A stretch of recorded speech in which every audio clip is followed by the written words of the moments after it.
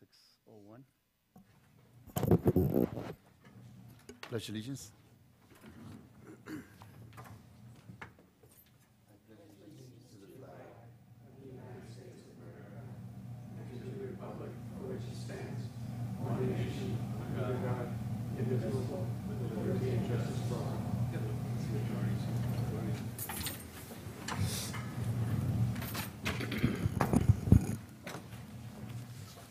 Michael, you know the roll call?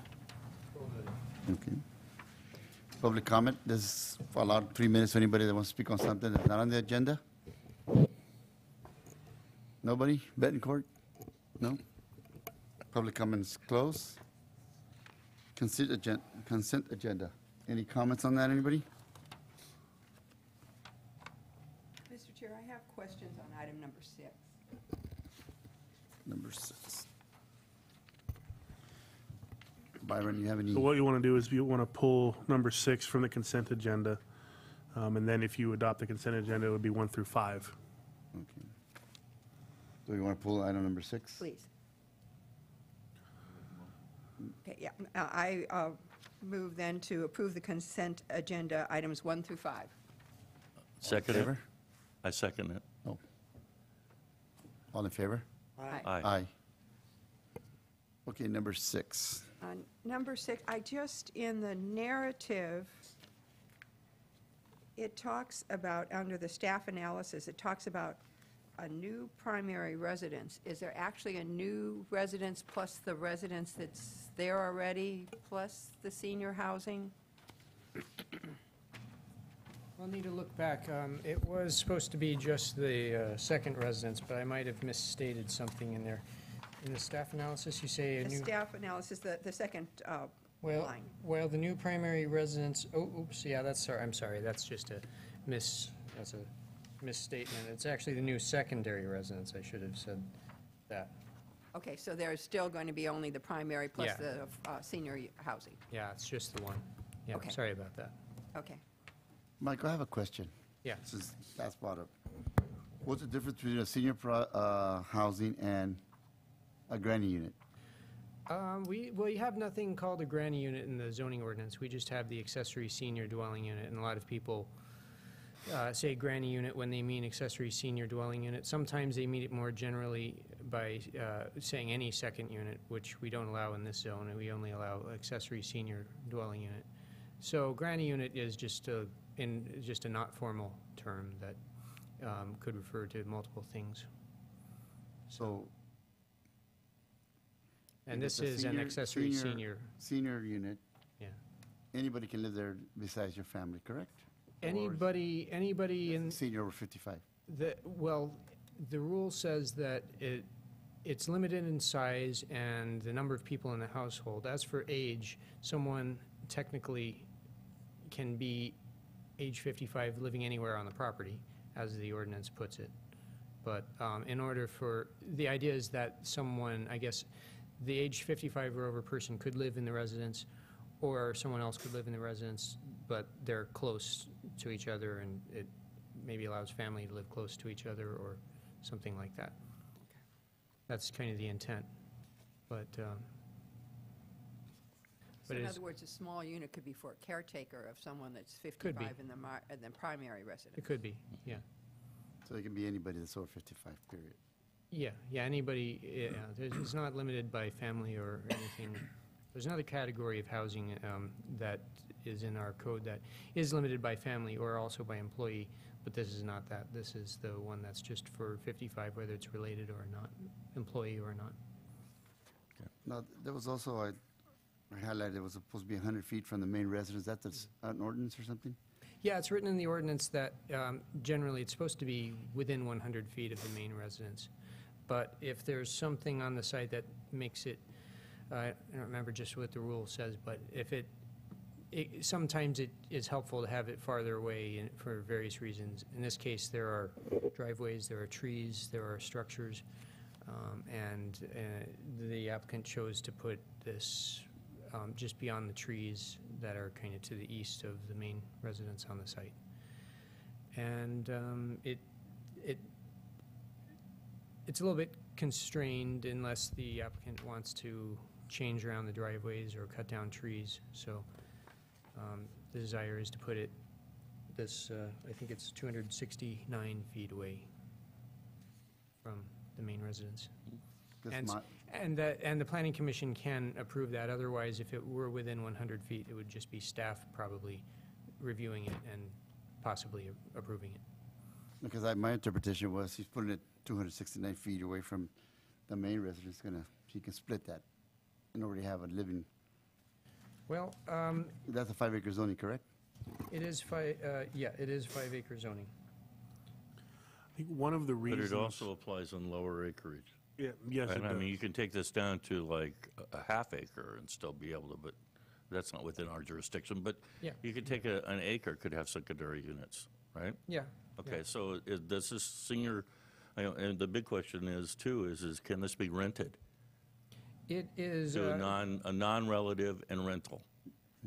I believe, well, a non-relative could be there, but I think the owner has to live on the property in order Yeah. for this to be But you allowed could to rent the secondary unit. Now, also on this, the code also says that if it's a standard unit, you're probably around 1,000 square feet, but a handicap unit now gets 1,400 square feet, right? 1,200, For wheelchair access and ADA compliant.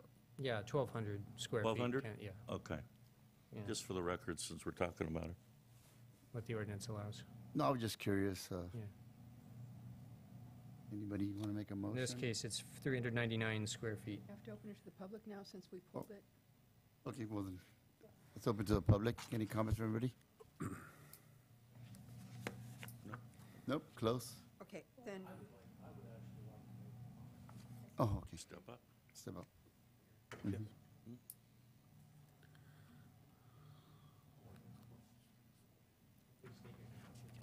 My name is Jeff Davidson. I live at 1895 Orchard Road, next to the proposed dwelling that we're talking about right now.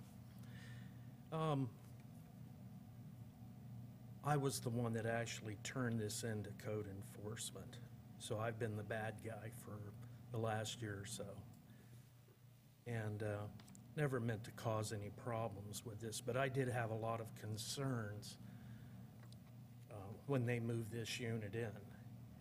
Originally, we had spoken after, there were 5 properties in that area that all kind of sold and everybody moved in around the same time at the end of 2012, 2013.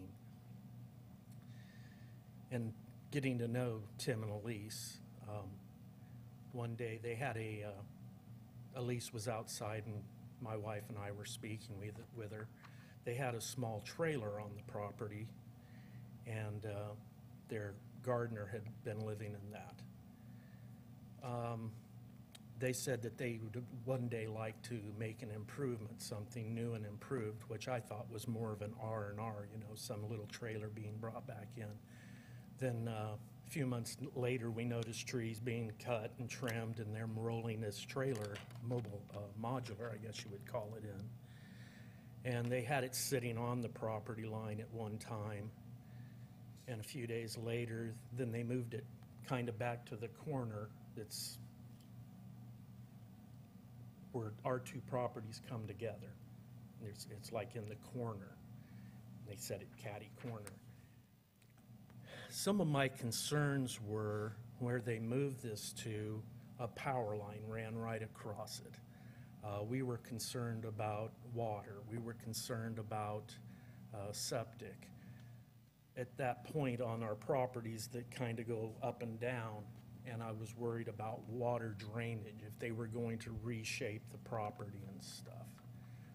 Because I am concerned. We have a Butler barn right there in the corner of the property that they backed that up to. Another concern of ours was, is it too close to the property line? I'm worried about our garage, which is what I call the Butler barn, going out there making noise. If some senior was living in there, I don't want to be sawing and upsetting someone. So I guess things have kind of cooled down between us in the last year or so. But some of my concerns were not answered. I spoke to a PG&E man one day and asked him about the power line going right across across the building. And his response was that, as long as they can get to the wire, everything's fine. And I said, well, I'm not even looking at it like that. I was looking at it more like, what if that power line fell and caused an electrocution or a fire in the dwelling? And it's my ignorance. I don't know all. And the response from PG&E was, well, I guess we better hope the circuit breakers work. So anyhow, what I'm getting to is how do I know that these concerns are being addressed? I'm sure that the county is checking to make sure. I know they had to put in a well. I'm sure the county will check and make sure the septic's being done properly. I just kind of want to have some peace of mind knowing that, they're doing it properly, that it's not going to affect us, such as moving earth around and drainage problems and, noise abatement type thing. Is, I guess, living out in the country, they may have different standards in town, which is where I've been living for the last 30 years. Retired a few years back and moved out here. And I don't know if there's a working, that normal noise, if a gentleman was sleeping during the day and I'm out in my garage sawing, is that going to cause problems? So I'm really concerned that these are addressed, and how do I find this out, that it is being taken care of? So. Okay, let me pick up one of them. One of them, we have a sound ordinance in this county. That's correct. And pretty much until 11 at night, you can pretty much pull off a certain amount of noise because of tractor noise and other ag-involved things. Right. But the person to talk to about that would be over-the-counter or legal counsel, the department head, for those kinds of concerns, or any planner. They would be happy to answer all your questions for you, and we can address some of them tonight, maybe. Right, there's some decibel levels that are both in place during the day and at evening, and they're generally higher during the day than the evening, but it's measured at the property line. Right. Yeah, I just don't want to be causing problems, and at the same time, I don't want them, saying we're causing problems, because I think we're really good neighbors. We're very quiet generally. I just don't want to be interfering with somebody's sleeping schedule through the day or something. But I would think reality does kind of dictate that, it is an agricultural area. You're out making, improvements on your property, working the property, things like that, that shouldn't be something that would draw attention to have them call the sheriff out or something. Michael, on the question about the property line, is this actually sitting on the property line? It's not quite on the property line. They did have it moved in. Isn't there a 35-foot setback on that? Yeah, I think they have it sitting back far enough, to be honest with you. And when I got involved with this, I spoke with Stacy. And she came out and, said that, yeah, it wasn't a proper building, because one of the concerns that I had with Tim and Elise was that they said, oh, you should have talked to us. Well, I did. I talked to both she and Tim, and they knew that I'd talked to each other, and it still got, to the point where I had to make that move to get some questions answered, because I was basically told you don't need to worry about it, or the more input, the better. And I'd said, I have questions, I need answers. You can get the answers and get back to me, or I'll have to get the answers. Which, when they said, well, don't worry about it, and more input, the better. So I did turn it in. Stacy came out, and basically it got it all rolling. I feel guilty at the same time. I've seen places where people live and they'll come in and do something, and it gets out of control, for the bad side of things, negative. And anyhow, I just kind of want to know that things are being done right. I have nothing against the unit going in or them making improvements. They're good people, And, you know, I feel guilty that it went this far, but I think it's the proper thing that they need to be doing it, so to say, by the book. I've pretty much even told them that, and we're getting back on good terms again. But I learned from Stacy, which, you know, that property was a big section at one time, and it was subdivided, and Stacy taught me the difference between legal and approved, I guess you would say. And I know that Butler Barn would not be allowed to be there now if it was, you know, just being put in at this point, but it was one of the second oldest buildings out on the large piece of property at one time. And anyhow, my concerns are that I just want to make sure that everybody's happy between the two of us, that, you know, I'm not causing them a headache and that they're not flooding me out or something. So that's my concerns. And I know I've spoken too long, but. Michael, at the property, this was looked at, the setbacks are in place, and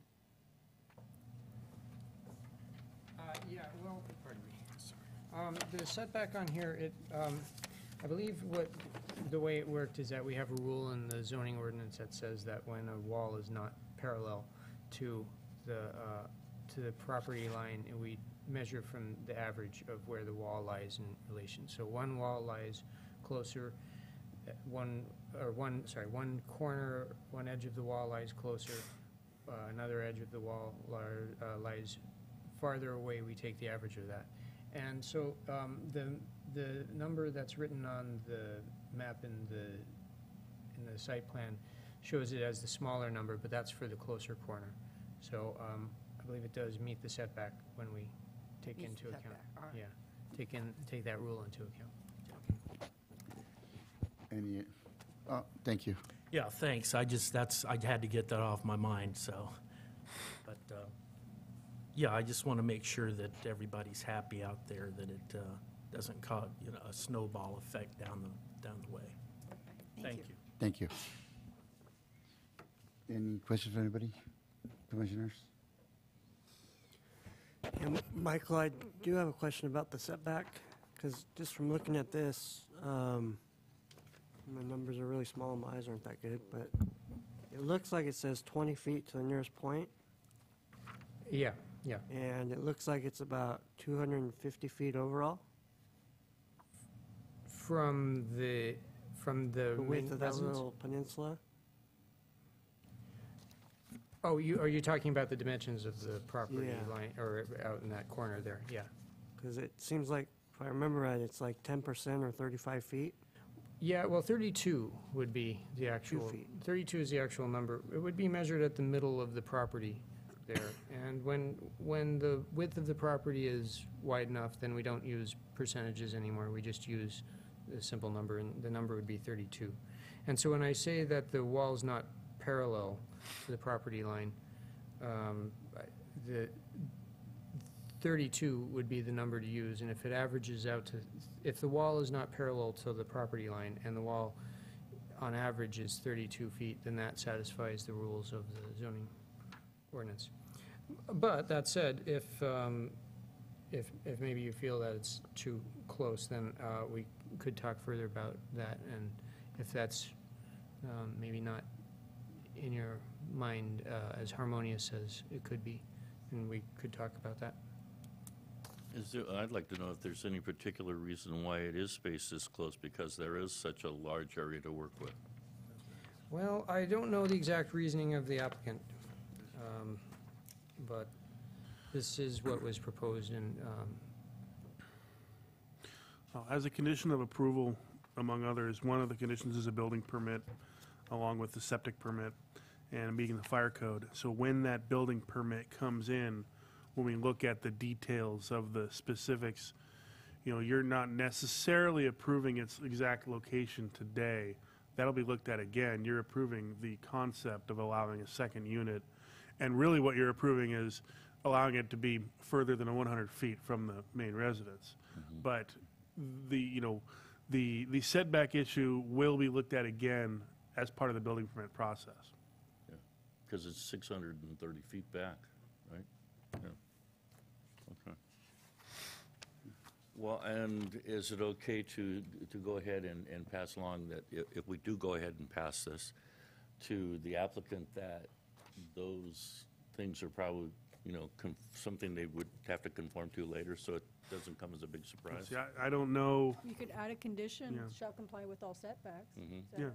just talk Just about lay a it. condition down now tonight so we can move along? Yep. But the plan is gonna look at the We're building gonna permit. look at it, we're Yeah, gonna look so- at We'll it too, look at but it again later. I don't know if we know if this location is a permanent location or not. So it sounds like it could be moved based on the description the neighbor gave. So, The It's a type of marsh there. structure that it is could be moved. Okay, and we, with the building permit, we'll look at all septics, we'll look at water, we'll look at all the... That's all part of the process Okay, for the building permit. okay. Up to the chair. Want to hear one more time, or? I'm okay with the more information, the better. Okay, go ahead. I haven't got a hot date later.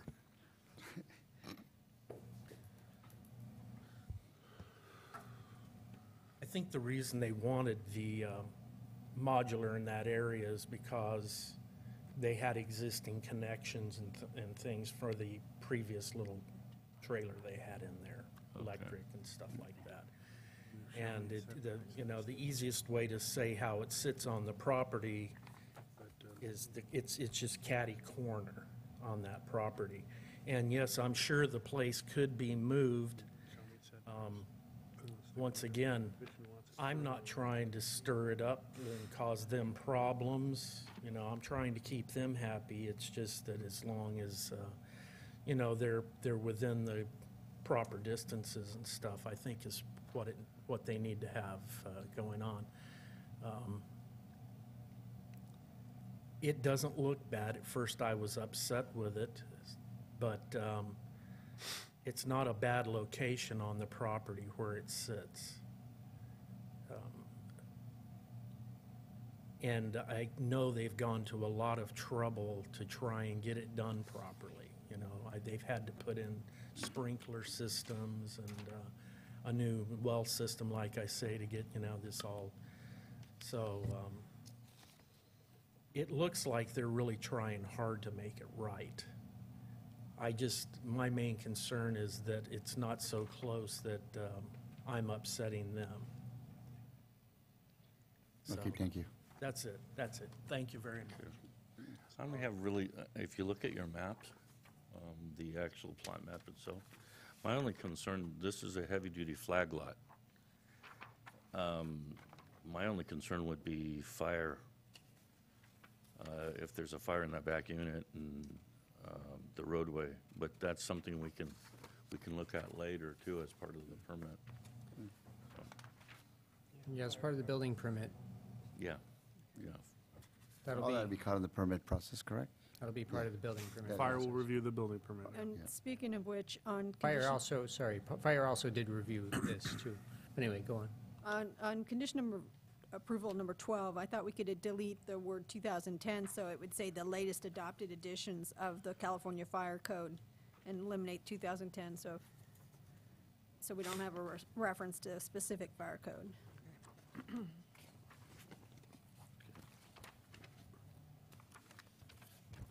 Commissioner Pierce, were you thinking of adding a condition also? I heard you say something along those lines. Or No, you think the conditions are? I think that well, the only thing that I'd like to see it probably moved out a little further from the property boundary line. Other than that, I'm okay. Is it already on a foundation, if I could ask planning department? Is it already situated on a foundation? Offhand, I don't know. Okay, I'm a little confused. I thought we were talking about a possible project that was getting ready to come in and put in place. Do we have a house in place hooked up? We do.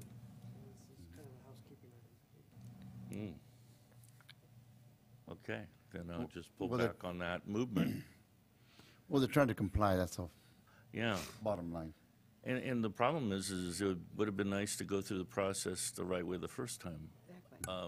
And Before I'm kind of code wondering enforcement. why that didn't happen. Is it just they didn't show up and take out a permit, or? I could never explain why. No, that's that's okay. okay. Thank you. Thanks. Yeah. Okay.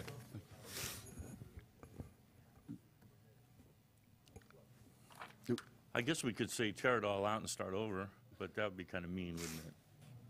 So, Your motion? Well, if it's not on the foundation, though, do you want to add something about the setbacks or not, or, you know? yeah, but they've got it fully hooked up, and that's pretty complicated, isn't it, Jeff? No? It's just costly. It's cost money? I think you just let the county planning department deal with it. You know, they're up to code on everything. Some of us might not be. I think certainly the planning department knows our concerns, discussed Yeah. it to the point that, Okay. okay. All right, well then, I'll go ahead and make the motion to approve use permit 1099-17 based on the required findings and the recommended conditions, and then on condition number 12, I'll change the fire code one to the latest adopted edition of the fire code and take out 2010. I'll second that. All in favor? Aye. Aye. I should note that if anyone wanted to appeal the decision today's date, it would have to be filed with the clerk of the board within 10 days. Okay. Michael, would you do me a favor and pull up presentation 1? Okay. Oh, is this one right That there? one right Okay. Before we go to the next item, we're going to pull item number 9. Oh, yeah, I wanted to let for the benefit of the public, what there is of them. Number 9 is going to be continued this evening. We can still discuss it, but we're not ready to take action on it. Item number 7. So, item number 7 is use permit 1112-15. The applicant is proposing a new Verizon wireless facility, including a new 70-foot tall monopine tree pole with 12 panel antennas and associated equipment. You have your attachments as part of your report for visual representations. Since I don't have a very good visual representation up on the screen, can't really tell I'll describe it to you, and you do have it in your packet. The parcel is a 28-acre parcel. It's zoned ag productive. It's on the south side of Union Road, west of Southside Road. Access to the site is gained through the adjacent 17-acre parcel from the north from a paved road off of Union Road. There are 3 homes on the property, but none are within 500 feet of the proposed tower site, and it is within not within 1,500 feet of the school. The use permit's required for this type of approval. It does adhere to our telecommunications ordinance with regard to distance, and it is stealth as the commission requests. I have a couple of minor changes. One would be condition number 12, references the water tower appearance. That you just please strike the reference to the water tower, that it should say all wireless carriers that co-locate antennas shall also use stealth design compatible with the tower on site. Will work. This is a holdover from the last one where we had it designed as a water tower. And then we wanted to add a CEQA finding that was inadvertently left off, that pursuant to the San Benito County local guidelines for the California Environmental Quality Act, this project qualifies for a categorical exemption, new construction or conversion of small structures under section 15303D Class 3, and the evidence is that the proposed use would extend a utility service. That proposed use would not exceed the limits stated in CEQA guidelines 15303, nor qualify for state CEQA guideline 15300.2, exceptions to the categorical exemptions. So when you make your motion, if you could add that additional CEQA finding. Also, condition number 6, same thing with the fire code issue, remove the word 2010. Otherwise, this project is consistent with what the Planning Commission has approved in the past, And staff would recommend that you approve it based on the findings, the use permit findings, the CEQA finding that was read into the record, and the amended conditions of approval. No, apologize for the lack of, we've got some visual representations, but you have these in your packet as well. The copies didn't come out very well.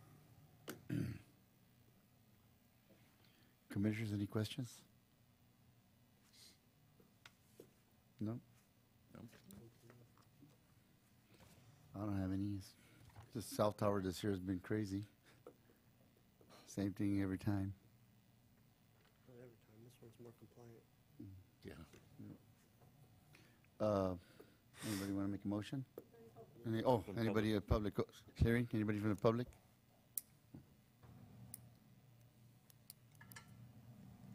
Rebecca Anderson, representing Verizon Wireless, and we just request your approval tonight. Let me know if you have any questions. Thank you. No? No questions? Anybody gonna make a motion?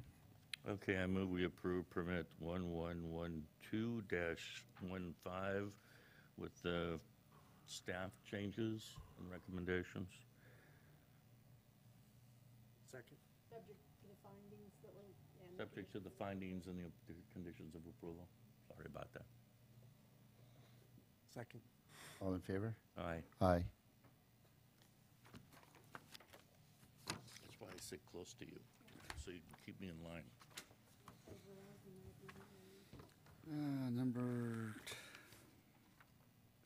Number 8. Number 8 is use permit 1113-15, which is a new Verizon wireless facility which is a 100-foot tall monopine tree pole with 12 panel antennas and the associated equipment. Again, visual representation, site plans, and pictures of the tower are in your packet. This one is located on the east side of Riverside Road, north of Union Road, south of Nash Road, and west of the San Bernardino River. Access to the site is gained from Riverside Road. Again, there are no homes within 500 feet of this tower or no schools within 1,500 feet. The site is generally flat with primarily agricultural uses located on the property. Again, with this project, we'd ask that you make the additional CEQA finding that the project is exempt from CEQA, and that you modify condition 12 to remove the reference to the water tower, as well as modify condition 6 regarding the fire code. And I also would like to add condition 17 to this project. Prior to issuance of a building permit, applicant shall demonstrate legal and physical access to the proposed tower site, just to ensure, we believe they do have legal and physical access, but there was some concern over the counter this week of whether, how it's being accessed through a neighboring property. So so I'll have that condition, that way we can confirm prior to a building permit. Okay. Number 16. Thank you. Open public comment. Make that condition 16, not 17. So otherwise, this is consistent with the projects that the Planning Commission has approved in the past, and staff recommends approval. Okay. Public comment. Anybody from the public? For the record, Rebecca Anderson, representing Verizon Wireless, requesting your approval. Let me know if you have any questions. Thank you. I have one. Why is this tower 100 foot tall? Yeah, so for every area, obviously, they analyze what height's going to be necessary. The one that we had just done prior to this was 70 feet. This one's 100, just due to the terrain, due to the nearby other towers that it's serving. And I did ask the RF engineer if there's any flexibility on height in case this issue came up, and he said not for either of these two towers. We already reduced them to the lowest that they could be. Commissioners? Mr. Chair, it bothers me when I look at these pictures and it shows that the tower is basically as tall as the entranceway to the property. I just believe that if you're going to show pictures so we know what it looks like, they've got to be truthful. And there's no way this is to scale. They're done by the engineering firm. they stand by them. They're I sitting down don't like produce that. them personally. It Yeah, comes they're on from the ground and Yeah, it's stand- engineering they firm. stand In the on the ground. future, we could have the engineer stamp them or something to that effect, but they are produced It just, by this an picture engineering makes it company. look like this tower is lower than the entranceway, the gateway going in, and there's no way that that's 100 feet tall. I mean, it's just, It is really It's far, it is really far back from the entrance. When we bring, in sometime, hopefully before the end of the year, we're going to bring the telecommunications ordinance back to the planning commission. Maybe that would be a good time to review some of the applications that we had permitted in the past and see how accurate the photo representations are. Just as a, you know, just to see what it, you know, what kind of accuracy are we actually getting, and then if we need to address it further. okay. And also, if you bring any more back, I would appreciate it if you tell me what size lens you're using for these things. We've had this discussion before. If this is a 35 millimeter lens, then that gate's going to look really huge and the tower's going to look really small. But if it's a 50 or say a 105 and they shoot it from a distance, I can get a better representation off a longer lens. But it would be just nice to know what the heck the lens is, or if it's just a camera, you know. It could have just been Could the be an phone. iPhone. Yeah, it could just be the iPhone. That's the problem. And Maybe a suggestion, yeah, I'm not sure how to solve it, except maybe you do provide recommendations for types of cameras used, or maybe you have specific people that do photo simulations that the county recommends, something like that, perhaps, but other than that, I don't know how else to say anything regarding what was presented. It was, except that it was prepared by engineering group. okay. That might be an idea to do in the next ordinance change. Anybody have any questions? I got a question. There used to be a radio station nearby. What was the height of that antenna? Does anybody know? It used to be KMPG, the Mexican station that was right around the corner from, Yeah, no. How- That's still there? I think it's still there. The antenna's still there. How far away is it from this site? It could be about a mile away. It- It's right around the corner, you turn around Riverside. Yeah, They're not too yeah, I far. know the one you're talking They're about. pretty tall, but they, I didn't know the height, though, sorry. Okay, just curious. Yeah, I don't know either. That was right at the edge of the I think it street. was pretty high though, huh? Yeah, it was right at the edge. Yeah. It had a little concrete building. Yeah, I know what you're talking Yeah. about. It's up the road from that state property we had the lot line adjustment on last year, back towards town. Any other questions? Nope. Anybody make a motion? I move the planning commission approve permit number 1113-15 with the attached findings and conditions of approval and the staff changes. Did I do okay, Barbara? Okay. Second. All in favor? Aye. Aye.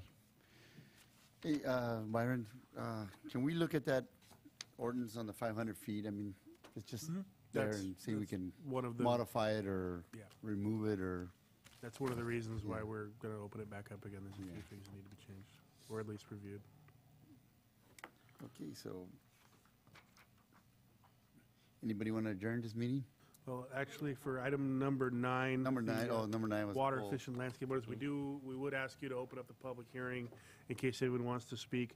We're just simply not ready to give you a product that's final enough for you to recommend to the planning commission, to the board. We have provided you with the model water efficient landscape ordinance. This is pretty much the same as the city of Hollister's landscape ordinance. This did come before the planning commission maybe 5 years ago, and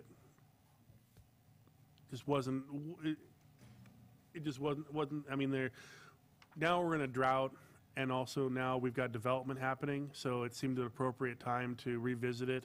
It just really never went anywhere with the Planning Commission 5 years ago. It was kind of complicated. Didn't seem to address a lot of the, large lot, which is what we had in the county, but now it seems more appropriate.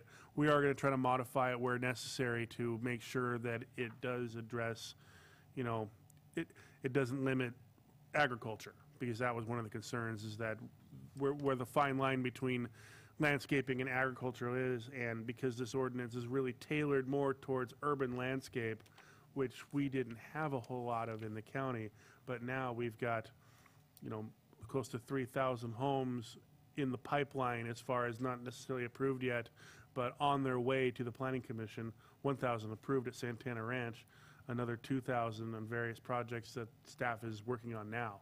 So it would be good to get this codified and in the book so everyone knows what, what is going to be required of the developer when it comes to landscaping. So we hope to return this at the next meeting with the appropriate numbering, some additional definitions about agricultural zoning, and have it ready for you to review and move forward to the board.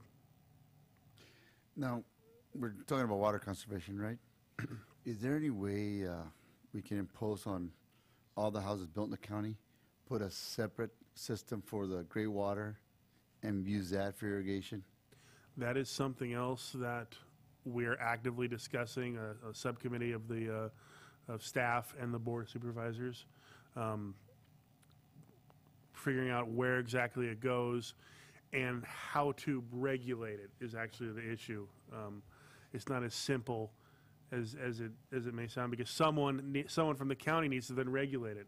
Someone has to inspect it. Someone has to be qualified to inspect it to make sure that the pipes are connected properly and not emptying into the wrong areas. With that said, the building code already has provisions for utilization of gray water. So if you wanted to come in and say, I want to put a gray water system in my house and start irrigating with my gray water, we could show you how, and the building code would allow for it. But there's nothing that requires it at this time. Yeah, 'cause gray water, I've seen their vegetation does grow. Weeds, trees. Not for vegetable garden, of course.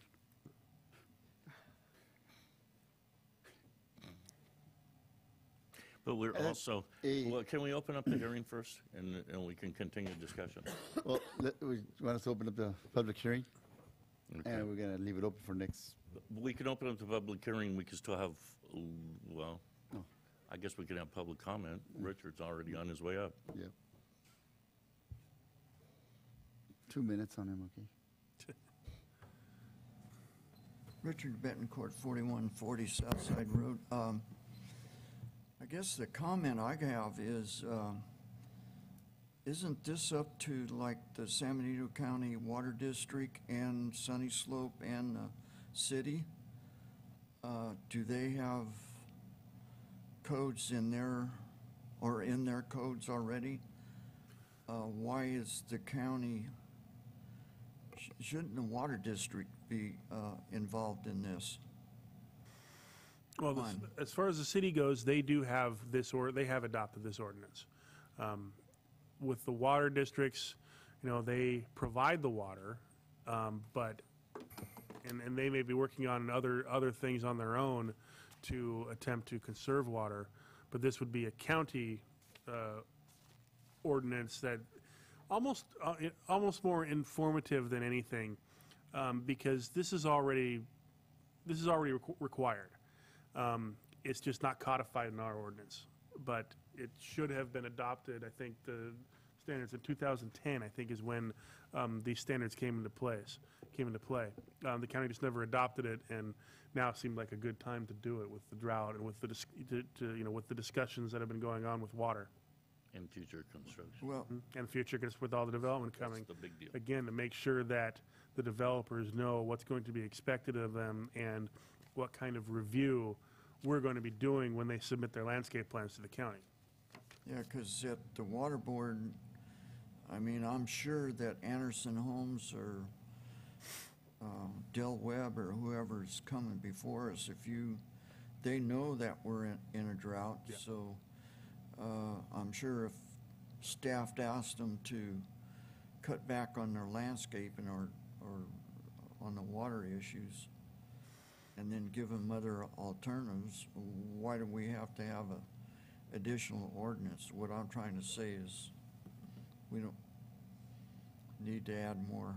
Yeah, but Richard, you know how that works, right? You go back to Anderson, actually, they're already approved unless something goes down. But we go back to Anderson and we say, we'd really like you to do this. If it's gonna save them money, they're all over it. If it's gonna cost them money, that's a different situation. But it's like, for one instance, hot water recycling pumps, you know what those are, right? So, do you have any idea how much water you can save if every house had hot water recycling pumps? So everyone had instant water, and they didn't let the cold water run till their shower got hot? If you multiply that by every house, but we don't have that in an ordinance right now, and there's no requirement that anyone do that. Would that be a good idea for all future houses? To save water? Yeah, it'd be a great idea. It's gonna cost about $1,000 a house, though.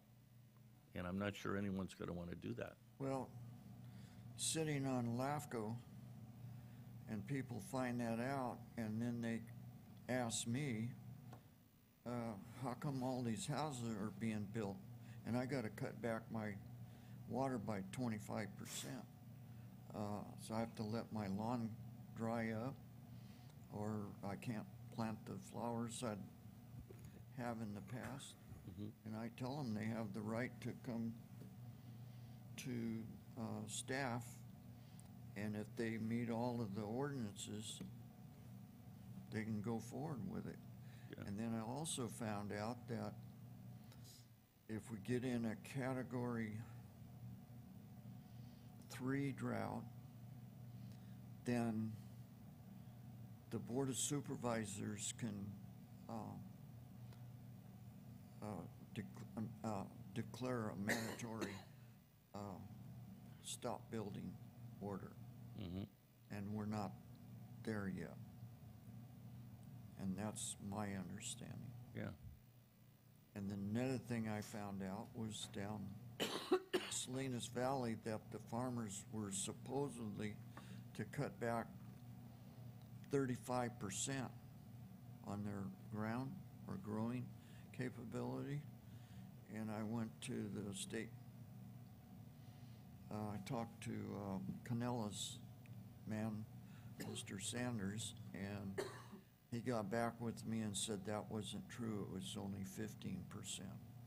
And it was only for Williamson Act folks. So if you weren't in the Williamson Act, you could pump all you wanted, which don't make any sense, but Didn't know that. That's good information. anyway. That's my Just, though there's been, okay, and this is, I'm not sure this is absolutely correct information, but from what I've been told, we have like 4,000 houses approved. But if you break that down over a 20-year project, that's only 200 houses per year. As near as I can tell, 125 houses so far have been approved, actually permits approved. So you don't have 4,000 houses coming online in the next month, year, or 2 years. These are all long-term projects. And the water companies get together and they end up extrapolating their formulas and saying, okay, do we have the possibility of being able to service these, right? So we rely on them to come in and say, okay, yes, we do have enough water. And if at some point in the future they come to us and say, okay, now we have to put the brakes on, the brakes will be put on, you know? So, I mean, we're watching it. But I also went to a water workshop by the local water districts, and they said our groundwater aquifer is 90% full. Did you go to that one? Yes. Yeah, so it's 90% full. And there's a groundwater problem in San Juan Bautista where the groundwater level is at 10 feet because we've been pumping out of the San Felipe water for the past 35 years. And we filled up basically the San Juan Valley, and it does push over into this area. But if I remember correctly, that you're correct in what you're saying. I forget what the amount of acre feet is in this zone. But San Luis Dam is like 500 million or 500,000 acre feet of water. But if the drought keeps up for another 2 or 3 years, it's going to deplete our aquifer, and we need something to replenish that aquifer. Or we So- need to reduce consumption, and people need to start getting wise to waste. That's actually named in this ordinance, that you have a right to water, but the right is for normal use and not wasting water, not spraying water out on the roadway and not using it inappropriately. So I think it's a good heads up, and then later maybe on, we start talking about, hot water circulating pumps, or, these rainbirds that spray everywhere and go to more drip irrigation. But I think most of the builders, we've got a project behind Kmart that's coming in.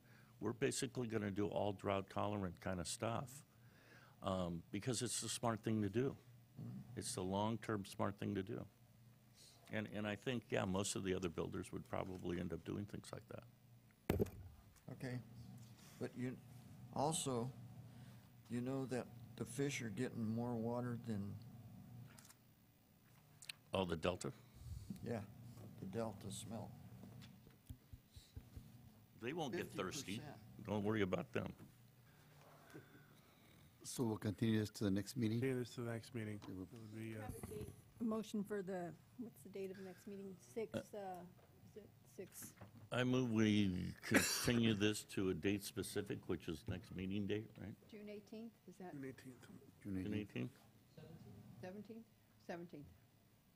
At 6 p.m. at 6 p.m. That's it? All in favor? Aye. Aye. Boom. Now do we want to adjourn? All in I favor? move we adjourn. You go second. All in favor? I don't know if you want to know. Oh, yeah. Oh, director's they're all- report. I unadjourned. Update the board, or the commission. Yesterday, the board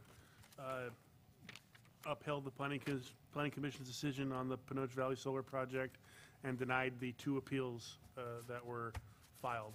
Okay. So, So Silverton can move along. as far as the county is concerned, Okay. That's good. Anything, how about the general plan? I hope to have the general plan on your agenda at the next meeting. Dude.